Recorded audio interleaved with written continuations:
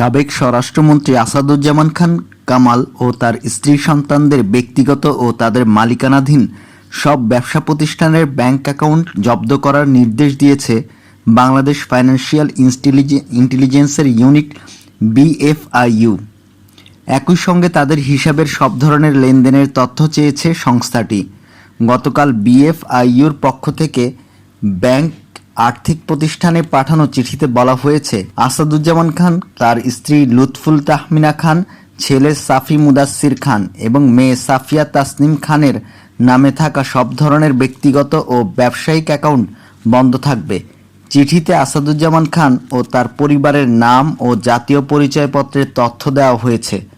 অর্থ পাচার নিষেধাজ্ঞা সংক্রান্ত 2012 সালের মানি লন্ডারিং প্রতিরোধ আইন অনুযায়ী এ আদেশ দিয়েছে বিএফআইইউ।